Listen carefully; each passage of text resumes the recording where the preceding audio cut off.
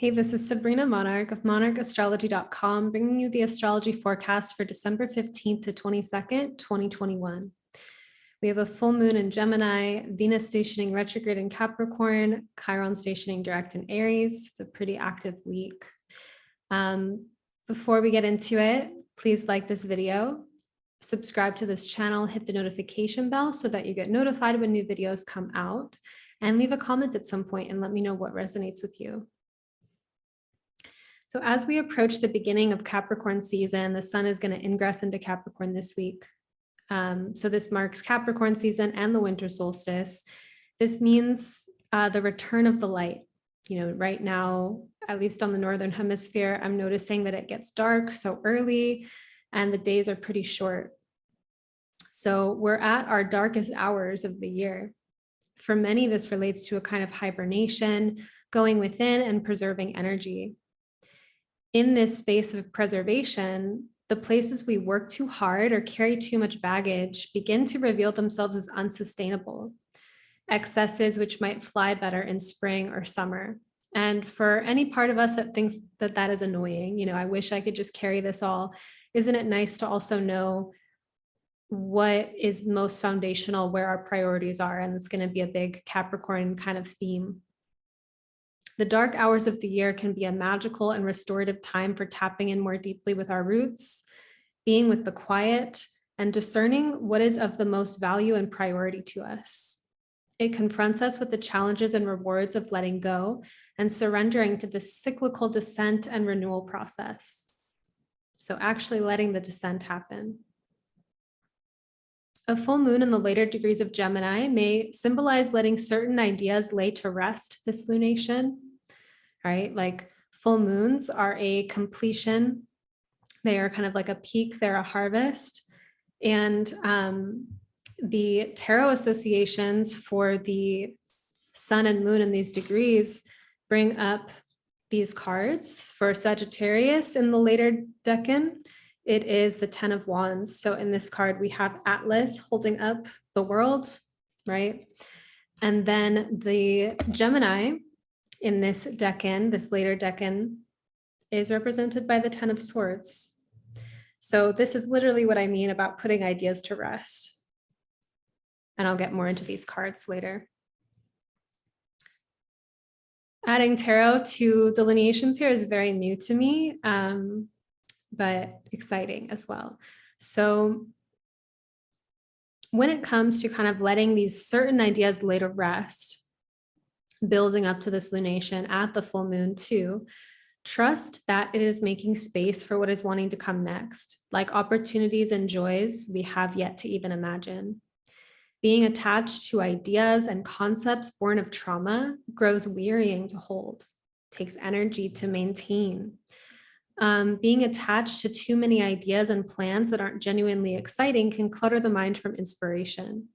So letting that excess drop and fall away is worth celebration too, even if, there is some heaviness and intensity implied in this idea of something being laid to rest. So before I get into this week in more detail, I have a few announcements.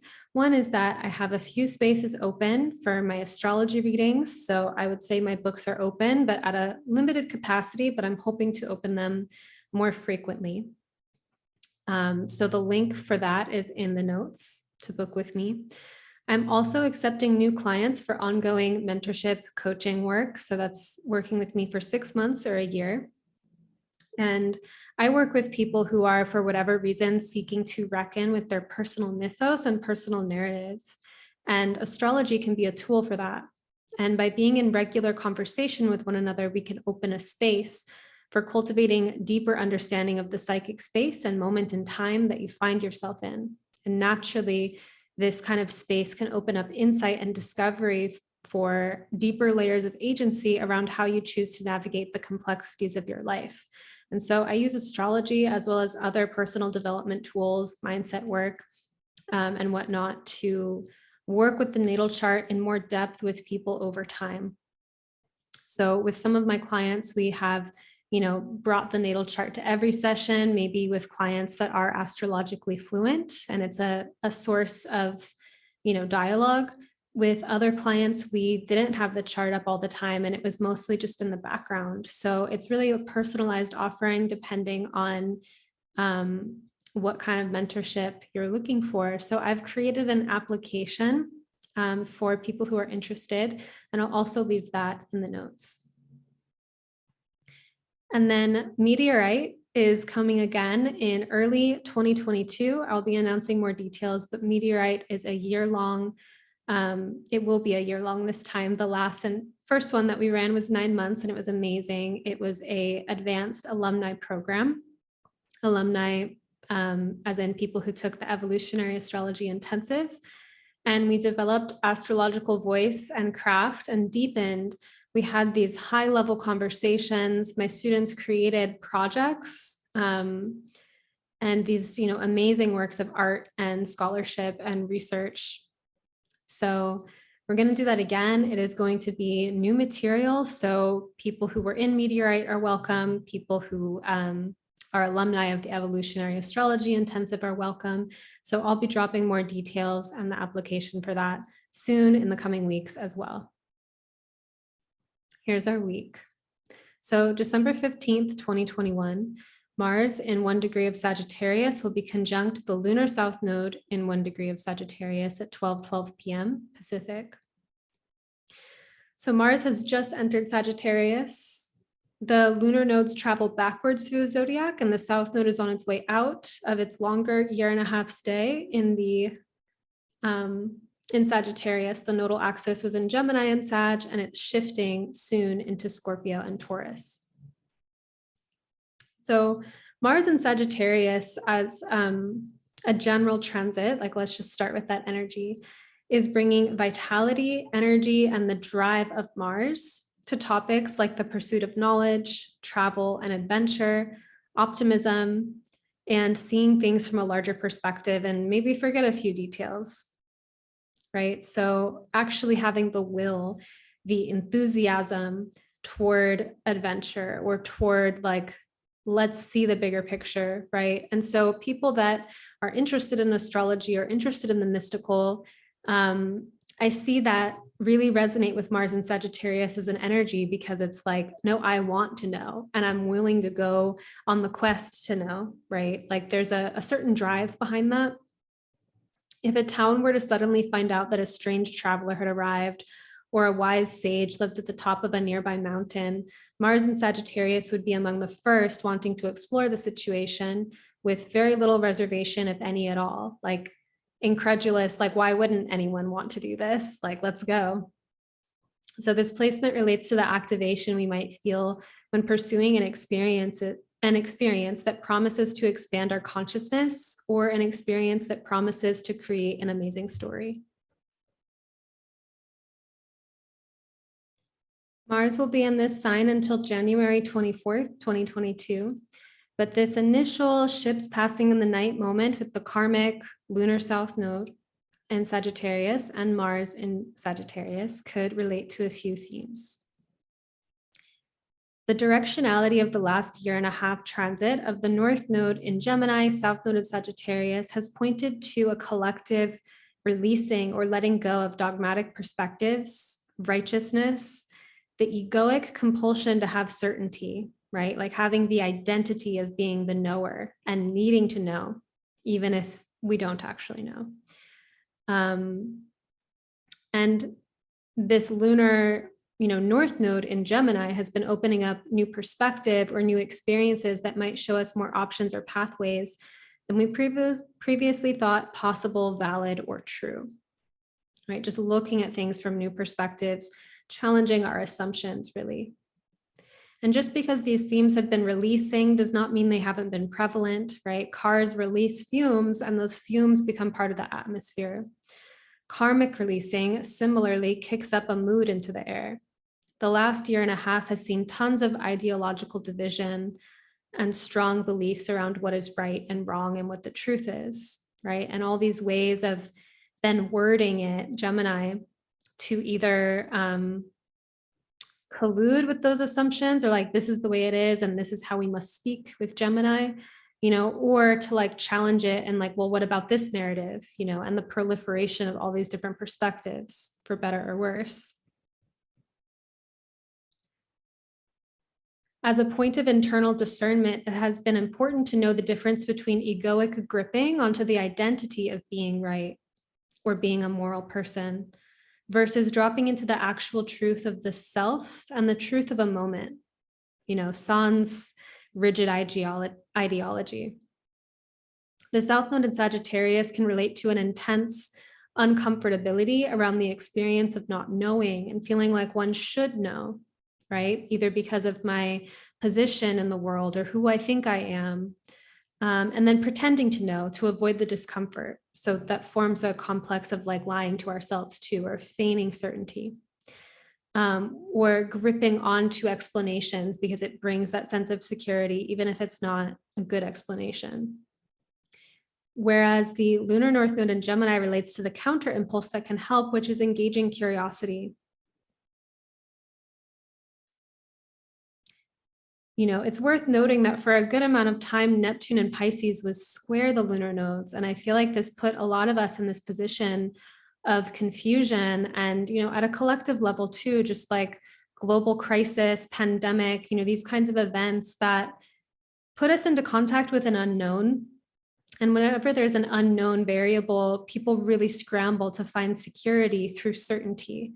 And I think there's been a great kind of working in relationship to, this planetary alignment of the nodes, with Neptune square it at the time that was happening, the theme of the nodes in general to just kind of, accept what it's like to be the student of life again, and to not know and to have questions, and to be able to recognize the difference between actually knowing something, like a deep truth rooted in our bones, versus just wishing we knew something and pretending we did, and to just let it be okay to be curious, to not know, to be uncertain. And it's deeply vulnerable to be in spaces of uncertainty. So Mars on the South Node colliding here could relate to moments that call upon our courage, Mars, to face uncertainty and not knowing from a really honest place, where we can really sit with that tension instead of collapsing it immediately into a convenient story or an answer that's not totally true. Mars conjunct the South Node could also relate to choosing to lay down our arms in a historic battle, whether it's a familiar pattern of war within a family system or a relationship, or how we've related to family or relationship internally, right? Or a familiar war within ourselves in general. Sometimes when we recognize that something is a pattern, we can suddenly see the bigger picture, and it opens up the lucidity and clarity to make a new choice. Like, I'm fighting this battle again, or I'm in this historic conflict that I've tended to be in. What if I related to it differently? What if I gave up my normal modus operandi, my normal defense mechanism, and tried something else?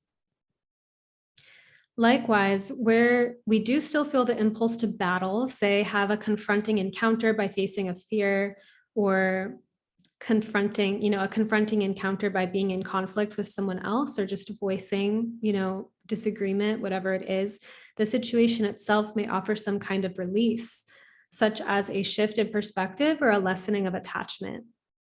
I really, Mars conjunct the South Node in Sagittarius gives me Bhagavad Gita energy, and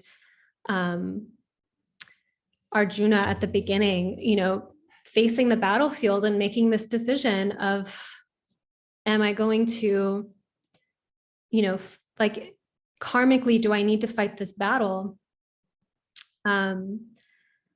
Seeing, kinsmen on either side. And that question of, is it my destiny to fight this battle, or is it my destiny to kind of sit it out? I'm not coming across like a great Bhagavad Gita scholar at the moment, but maybe you know the story. But I think of this when it comes to dealing with conflict, where we can have that sense, like, is this an important battle? Like, is this karmic for me? Is this destiny?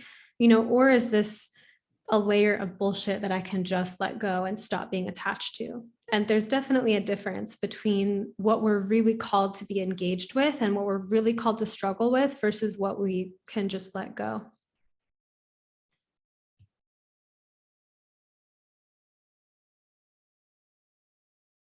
December 18th, Mercury in 8 degrees of Capricorn will square Chiron retrograde in 8 degrees of Aries at 6:35 p.m. Pacific.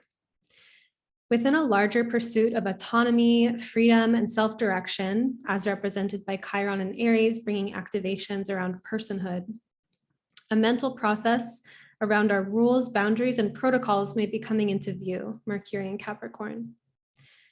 Within the life that we choose for ourselves, we are also making decisions about what we are and aren't available for.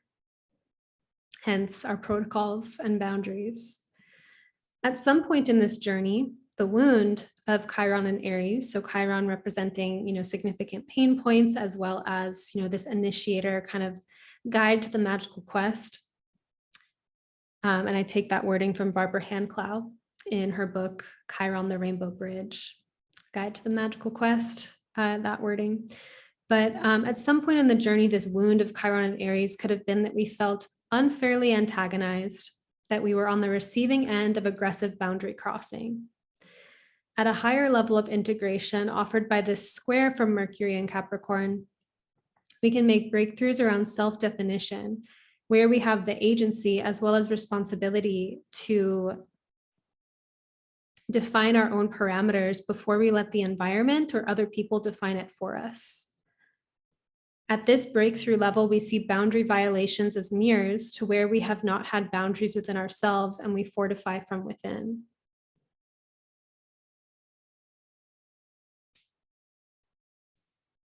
So this is not to say external personalities and conditions do not exist, but within a given conflict or impasse, there are untapped places of self-definition or personal agency around where we create open space and availability versus where we are unavailable and do not hold court for certain experiences, right? Where we don't put ourselves on the hook, we don't get overly involved, we're simply unavailable, right? As opposed to overextending ourselves, like leaking our kind of mental energy and our like personal energy into a situation that we actually don't want to be in. And then we're feeling angry and feeling cross and all of this when there could have been a stricter boundary in the first place.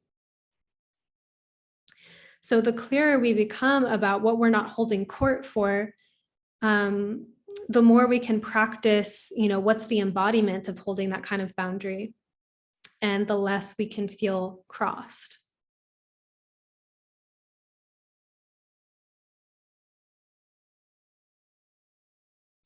I think this one is tricky because when in a conflict situation where we feel like something is happening against our will or something's in our sphere against our will, there is that sense of kind of being like under the pressure of something else that is acting upon us. And I think working with this Mercury and Capricorn square to Chiron and Aries, it's like fortifying from within. What are my boundaries and walls? What is the path that I'm walking? What are my parameters so that it's not constantly being pressed on from the outside? And we can't control other people. People are free to do whatever, but there's a way that we can relate with the behaviors that we're not available for from a place of greater self-definition that actually begins to decrease the amount of that kind of energy even entering our sphere.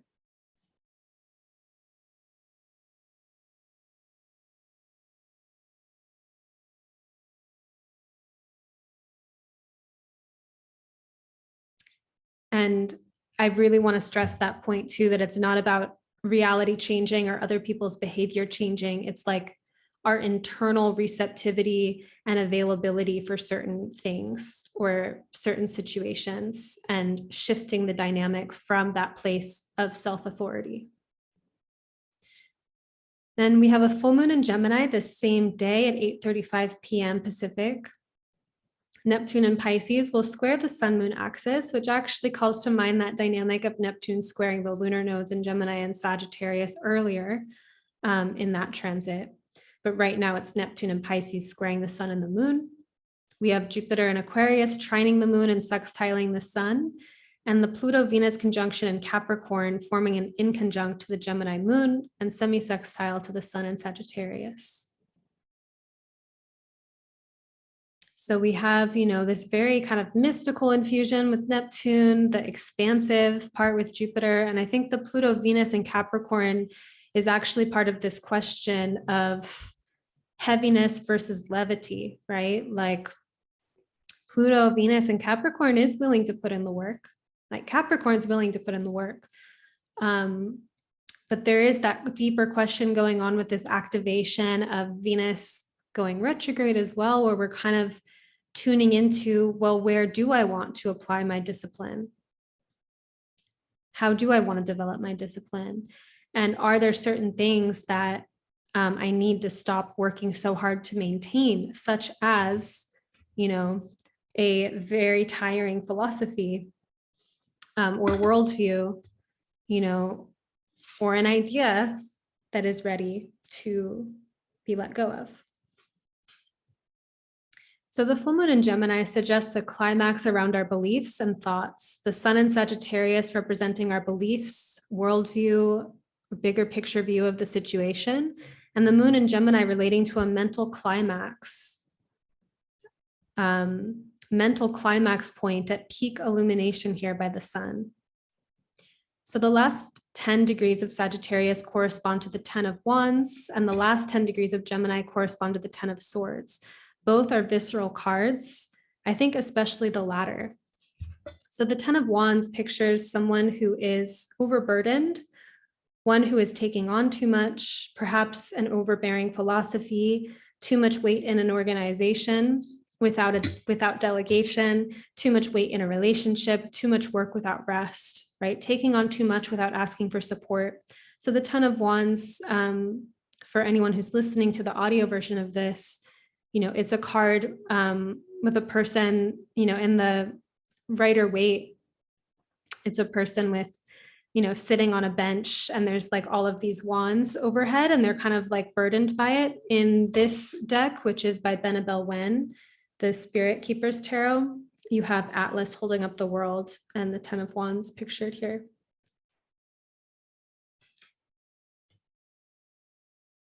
And then the 10 of Swords, in decks, picture someone who is slain by swords in the back.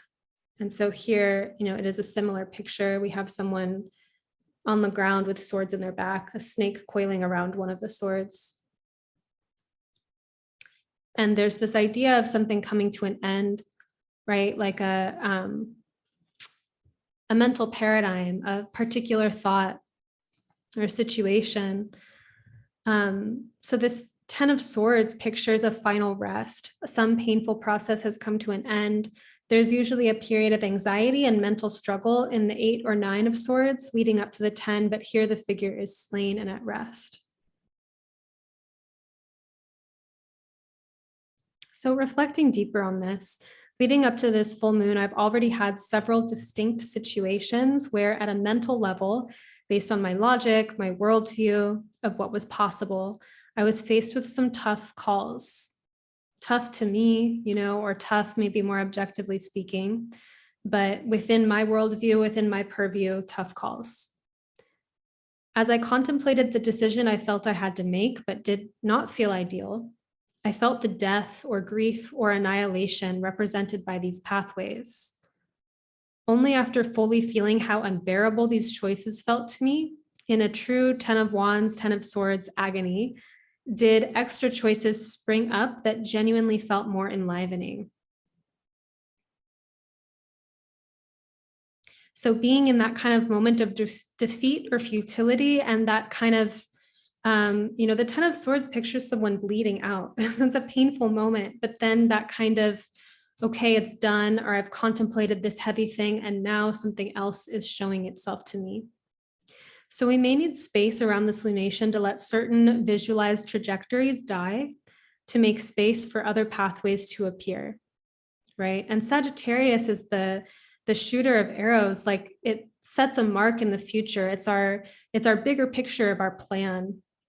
And so as we're operating in that philosophy, sometimes there can come a moment where it no longer is going to work to go into that direction. And we've invested a lot of energy into that direction. And so it feels like such a loss to let it go.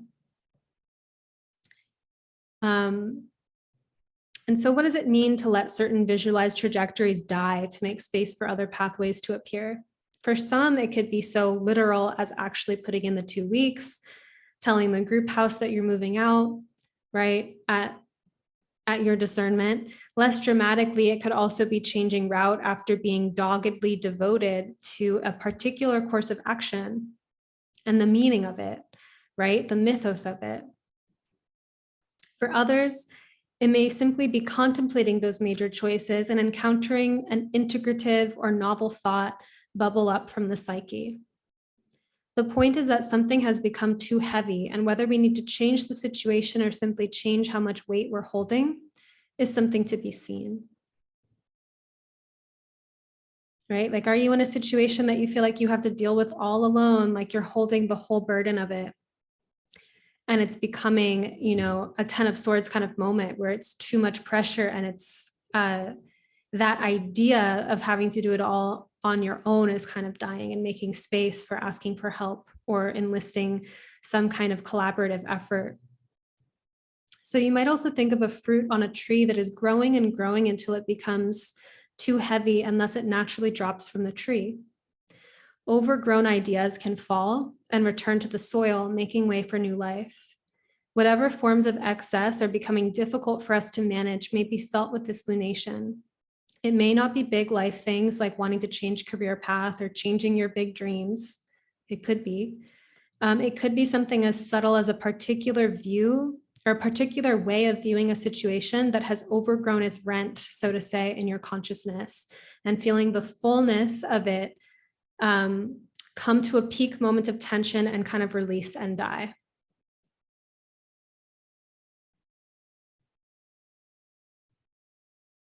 And think about that too, just in combination with it literally being the darkest time of the year, the moment before the light begins to return. Like, it's kind of epic, you know, this moment in the plot of our lives. And then December 19th, Venus will station retrograde in 26 degrees of Capricorn at 2:35 a.m. Pacific. And rather than go into it in this video, I'll refer you to the last video before this one on my channel, which is an part 1 video about Venus retrograde in Capricorn. I also created an in-depth guide. It's like 14 pages about the transit and about the aspects that Venus will be making during the transit. It's free for my mailing list subscribers. So if you sign up for my mailing list, link below, you'll be sent immediately the download of this Venus retrograde guide. So go ahead and sign up for that. You can also watch the part 1 video. It doesn't have everything on YouTube on this channel. Same day, it's an eventful day. We have a full moon, Venus stations retrograde, and then Chiron stations direct at 8:33 a.m. It's like in the morning, this is all just happening. Potent. Okay. So Chiron stationing direct in 8 degrees of Aries. At perhaps the most basic fundamental level, Chiron in Aries is the core wound of existing as an individual split from source, i.e. incarnating as a human and being in this, encapsulated identity, being a person separate from being dissolved into the oneness, right? And we have that deeper kind of womb-like memory of being connected, and then beyond the womb, being in that kind of primordial or like cosmic space of all possibility and no boundaries and no definition, right? And then coming here and being a distinct being, which is a great adventure, and also a bird flying free from the nest, and that kind of like, I'm alone now in the world kind of energy. So feelings of loneliness or having to fend for oneself can anchor back to this primordial wound, like I'm alone ultimately.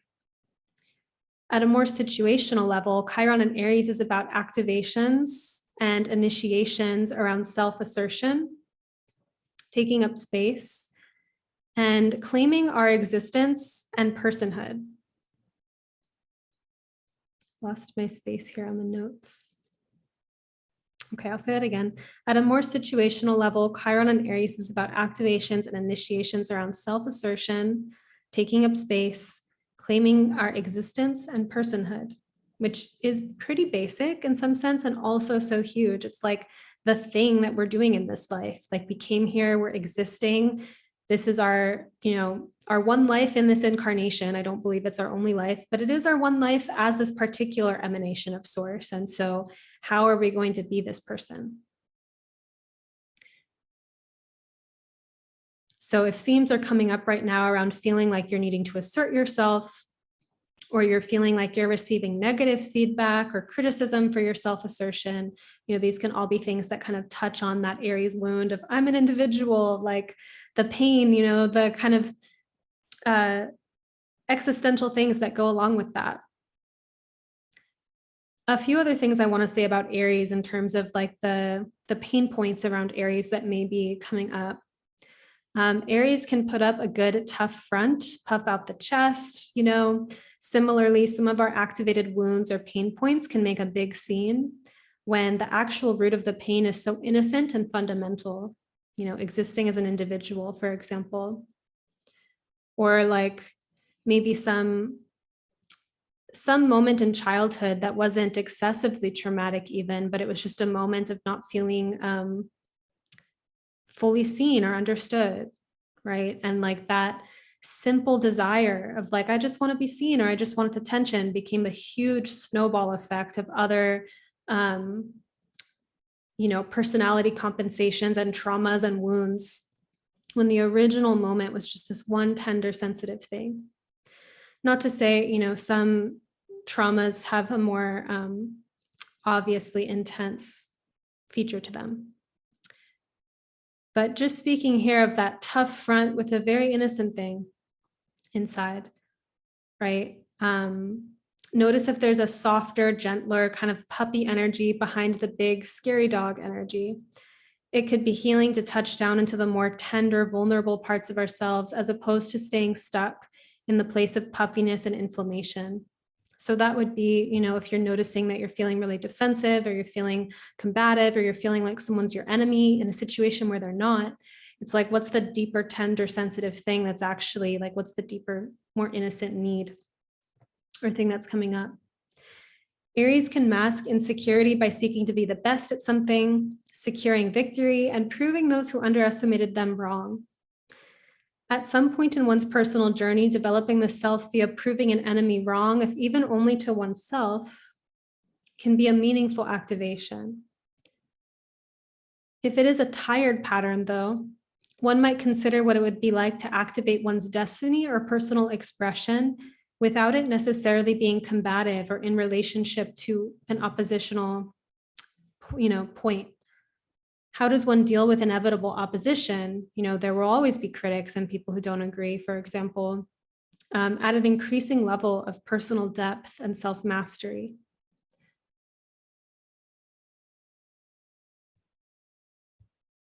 I think of this one, for example, when it comes to like expressing oneself. It's one thing just to tap into what wants to be said and share it. It's another thing to come out and be like, everyone who didn't listen to me, this is what I need to say now, and fuck you all. And this is, and like that energy is like, whoa, okay. And like, it's fine if that comes up. Like there are moments where that is the response and that's the energy moving. But there is that kind of sense of, I'm in a combat situation. There is an enemy. Someone has been thwarting me. And there's that emergent, like, yes, I'm free of that. I'm powerful. I made it past this, right?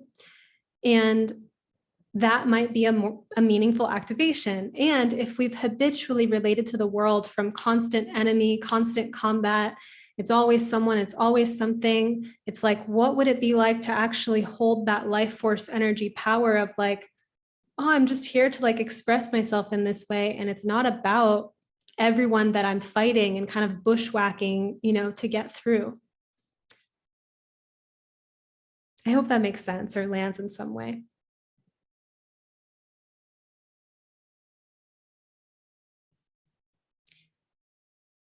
The sun in 28 degrees of Sagittarius will sextile Jupiter in 28 degrees of Aquarius at 4:31 p.m. And I didn't delineate that one. December 20th, 2021, we have Mercury in 11 degrees of Capricorn, trine Uranus in 11 degrees of Taurus. Also didn't delineate that. I would say that Mercury trine Uranus generally relates to kind of like epiphanies and electric insights, and that they're in earth signs. It may be related to like physical things that we're doing, or like if you're moving through, say, like physical tasks or practical things that you need to get done, that might be kind of the fertile ground for those epiphanies to strike. But December 21st, 2021 is the solstice, and the sun enters Capricorn at 7:59 a.m. Pacific. This winter solstice point on the northern hemisphere, and some might say symbolically for the zodiac in general, marks the return of the light. The light hours have been fewer and the dark hours more. Capricorn season marks the beginning of the return of the light, as daylight hours will begin to grow here and peak again in the summer.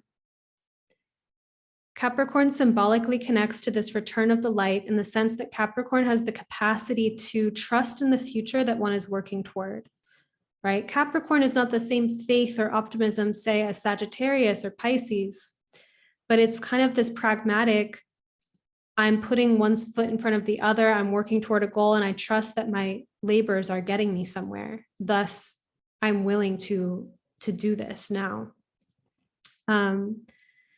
And even if we don't know if our goal is certain, if it's not guaranteed, not much is, there's still that sense of my optimism or my trust in life is coming through my physical actions. Like I'm moving toward the goal, kind of thing. So Capricorn can delay gratification for a future goal, put in the work now and see the mission through. And I think there's a very pragmatic kind of optimism in that.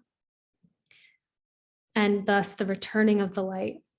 So along this process, there's a side of Capricorn that trusts the future goal and easefully, as a result, puts in the work, as well as the side of Capricorn that doubts the future goal.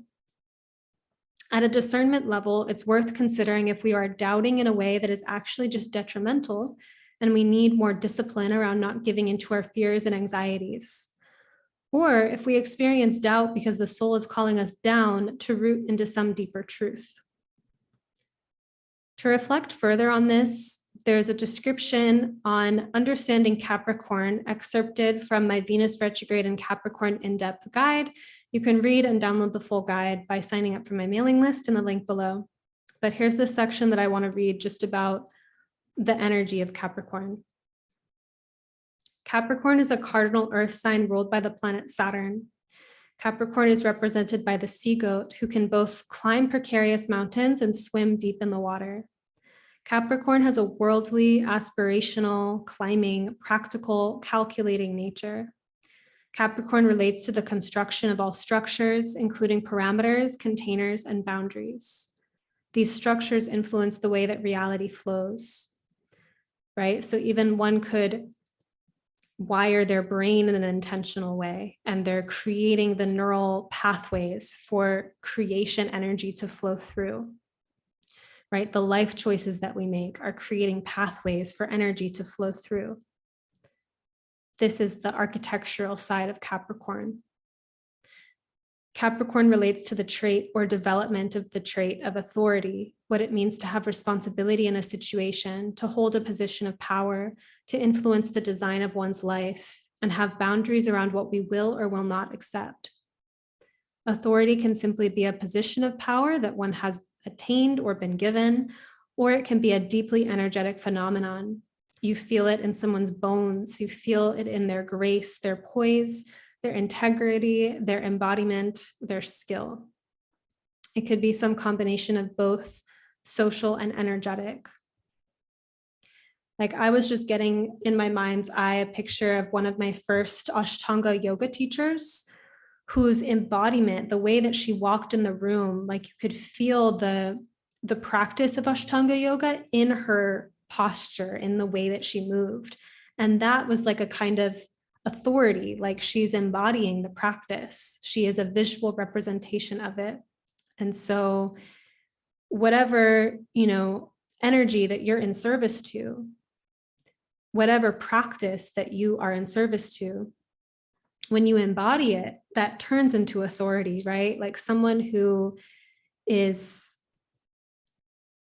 teaching about, what do I want to use here? Maybe like embodiment and sensuality. It's like that person exhibits that authority by how they are in their body, not necessarily just about pleasure and everything being perfect, but like that sense of they are rooted in their bones. Someone who's teaching about, I'm using a lot of like teaching examples. I want to think of something else.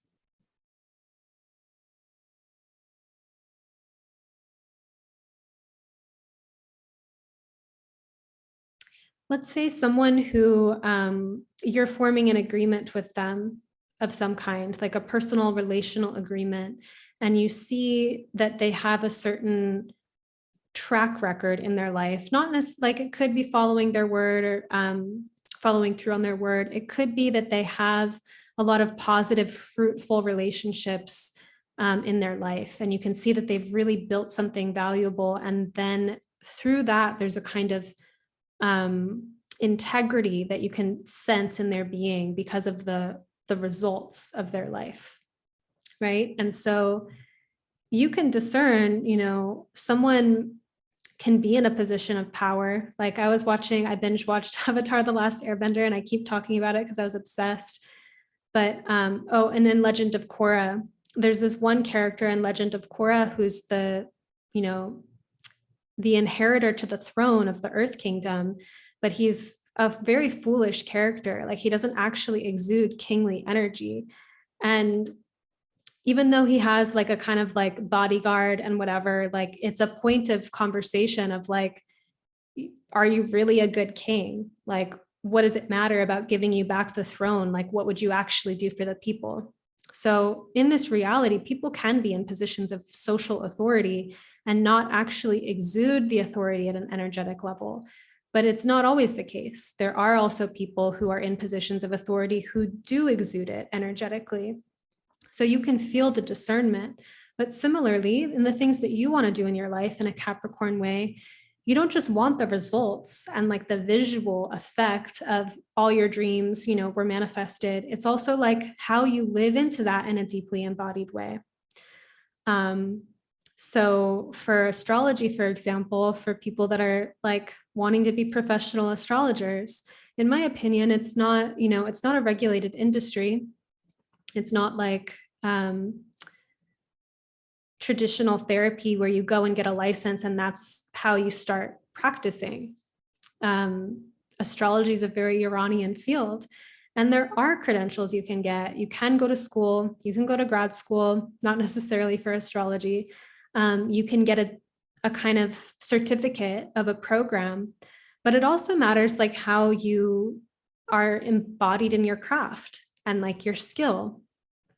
And that matters just as much, if not more, than the particular credentials. But Capricorn kind of has this energy to it of very, wanting to be integrated in the world and likes those kinds of status symbols or social trophies or like letters behind the name. But I like to think of Capricorn from an energetic perspective of like, what's it like to actually merge the outer with the inner? So it's like, yeah, you got a degree and you do think very critically and you are a very like profound thinker, right? And working with how we match our kind of external actions and external ways of moving through the world with our interior state and vice versa as a way of really embodying what we represent, what our reputation is, and all of that. And you can feel, from that it's like, it's a very serious kind of archetype, or considering our reputation or our legacy is a kind of practice both of taking responsibility for being in integrity with ourselves. And it can have like a little bit of a repressive flavor to it, depending on what our idea of professionalism or reputation is, right? Like in a conventional political setting, one's sexuality being fully expressed is an issue in that setting, or it can be. And that reflects, some social, patriarchal, whatever issues. But that's kind of like different than, say, someone who's literally working in a sex industry or is a kind of like sex coach or something. And their professionalism means that they get to fully exude that energy because it's part of their work or part of their reputation that they're cultivating. So in Capricorn, it's like, we're not just in integrity by doing the right things in the world. It's also like putting ourselves in a worldly position that reflects our actual internal values. Because if we put ourselves in a public position that requires us to repress so much of ourselves in a way that's not true for our destiny, for what we're here to do, then it becomes incredibly burdensome and repressed. So on that note, one of the potential negative traits of Capricorn is excess rigidity.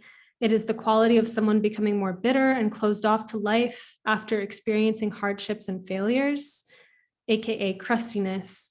So Capricorn and Saturn are both forces of materialization and crystallization. So our habits, for better or worse, forge a structure over time. Structures can be changed, but it is an undertaking, right? So what I was speaking of before was like how we are architecting our lives for, our greater ideals of who we are in the world, and if that is a supportive structure or if it's too rigid. And similarly, our patterns in terms of how we deal with disappointment, heartbreak, failure, does that shut us down and collapse us and close us off to life? Or do we learn from what happened and integrate that into how we live? In a modern context where progress and upward momentum is the most desirable, and it's considered objectively or internalizedly so, unfortunate or shameful for someone to be going through a dark night of the soul or a personal downswing, we really miss the sea goat part of the goat. And Capricorn's a sea goat. This is the goat that descends. How we move through the dark, how we move through uncertainty, through personal failure, through cyclical depression, and the like, influences what we are capable of during our upward momentum. It also grounds us in a fertile, feminine, wet kind of truth, that of the soil, that of deep interiority, that of the mystery. So the type of jobs or legacies or reputations in the kind of collective, I'm professional sphere that require a certain deep repression of, eros or sexuality or, power within the body. That's part of like a kind of collective issue with some of those like deeper places, right? And so someone who is seeking to, we're in a moment of great paradigm shift, right? There's a lot of upheaval, right? And doing things exactly the way they have been done in the past may not really yield the best results because things are changing. And so a deeper kind of primordial regenerative capacity of Capricorn is to go into those places of uncertainty, to go into those places of introspection, to explore that personal underworld and find rootedness and groundedness in that space. So here we have kind of like anyone who's gone through, something difficult or challenging in their own lives, or maybe in someone close to them, where going into that space, they touch something that then they bring back up, where it's like, I used to struggle with this kind of self-esteem or like lack of confidence thing, but then I found a truer, deeper sense of confidence. And now that's something that I offer or help other people with. Or I had it all set up for me when I was like a kid to follow the family business and do this whole thing. But I had this kind of crisis about it, a crisis of meaning of like, I don't know if I actually want to do that. And I became depressed and I found something in that space. And then that became the seed of the actual work that I did in the world, separate from what was given to me, right? So it's like that capacity to deeply consider and contemplate where we want to go instead of just pushing and forcing ourselves to do the thing that feels like it's going to be successful or the right thing to do, when it actually is like bringing up so much resistance.